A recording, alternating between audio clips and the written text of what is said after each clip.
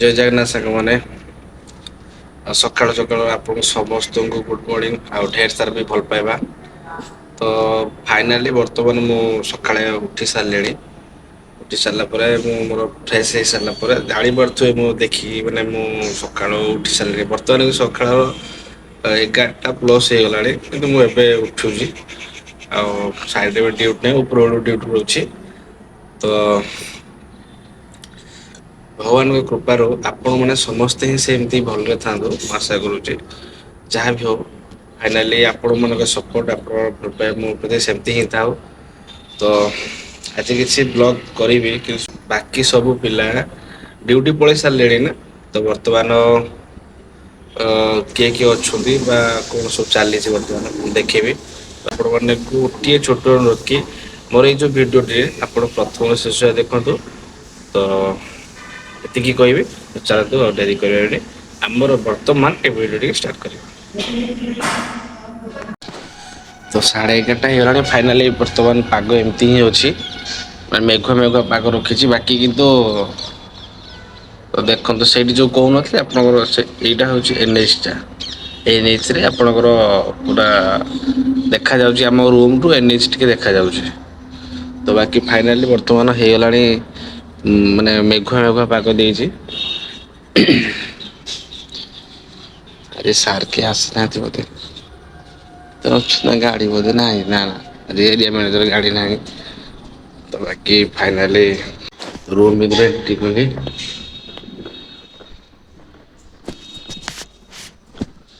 ସେ କୁନା ଭାଇ ହେରିକା ସବୁ ଡ୍ୟୁଟି ପଳେଇଲେଣି ନା? ଏପଟ ରୁମ୍ ରେ କେହି ବି ନାହାନ୍ତି ସବୁ ଡ୍ୟୁଟି ପଳେଇଛନ୍ତି ନା?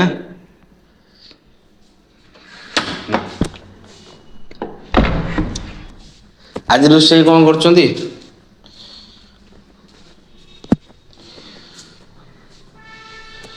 ଏ ଦଶରଥ ଝୋଳ ନା କଣ? ଏ ଦେଶୀ ନା ବିଦେଶୀ କୁକୁଡା ଟା? ଏଟା ବିଦେଶୀ ସମୁଦ୍ରୀ କୁକୁଡ଼ା ପରା। କାଲି ରୁଟି ବୋଧେ କାହିଁ ହେଇନାହିଁ। କାଲି ରୁଟି କାରି ହେଇନାହିଁ। ମତେ ତ କାଲି ହେଇନି। ବିଟ୍ ଟା ଟିକେ କାଟିଲ ଖାଇବା ବେଳେ କାଟ ଖାଇବି। ଏଟା କାଟିଦେବି ନା? ହଁ କାଟିଦେବି କିଏ ନଷ୍ଟ ହବ ପଡି ମାଉସୀ ଆମର ସଲାଡ କରି ସାରିଲେଣି। କାକୁଡି ଗାଜର ପିଆଜ ପକେଇଛ କି ନାଇଁ? ପିଆଜ କାଟିନି। ଆଉ କଣ ପକେଇଛନ୍ତି ଧଣିଆ ପତ୍ର? ଏଇ ଧଣିଆ ପତ୍ର ପକାସୋଲାର ନା?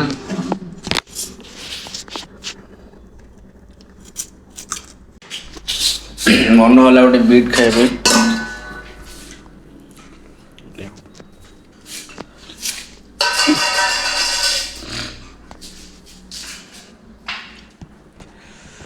ତ ମାଉସୀ ବିଟ୍ କାଟିକି ଦଉଛନ୍ତି ଖାଇବା।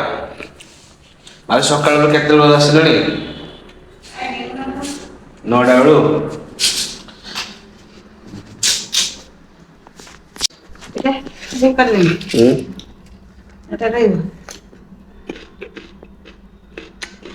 ରଖିବିନି କାଟିଦେବି।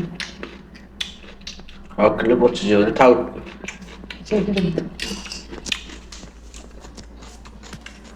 ତ ଫାଇନାଲି ମୋର ବିଟ୍ ହେଇଗଲା। ବିଟ୍ ଖାଉଛି ମାଉସୀ 9ଟା 10ଟା ବେଳୁ ଆସିକି ମାନେ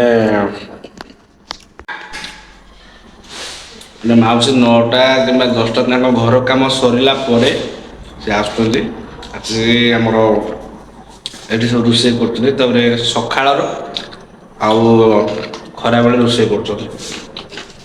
ତ ଆପଣମାନେ ତ ବିଟ୍ ଖାଉଥିବେ ନା ଦେଖିନଥିବେ ଆପଣମାନେ ତ ଦେଖିନଥିବେ କେବେ?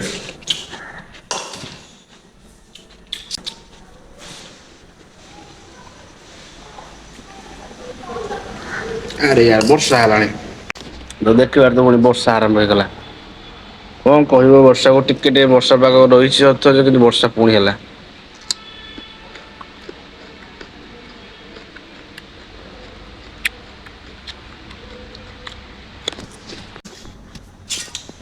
ବିଟ୍ ଗ୍ୟାସ୍ ସରିଗଲା ତ ଫାଇନାଲି ମୁଁ ବାହାନ ପୋଡିଥିଲି ଖାଇବା ପାଇଁ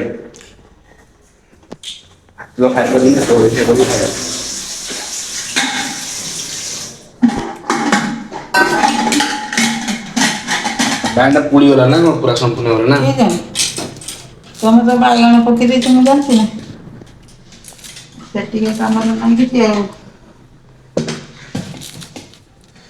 ଛଡେଇ ହବ ନା ମଝି? ଦେଖନି ଛଡେଇ ହବ କି ଖାଇ ପ୍ଲେଟ୍ ରଖ ନା। ଉଡ଼ିଗଲା ମୁଁ ଚିନି ଖାଇପାରେନି। ମୁଁ ଚିନି ଖାଏନି। ହଁ ହବନି ଆଉ ନା?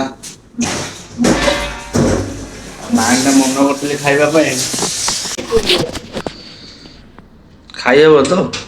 ଖାଇ ହବ ଏଇ ଚୋପାଟା ବାହାର କରିଦେଇଥିଲି। ହୁଁ ହୁଁ।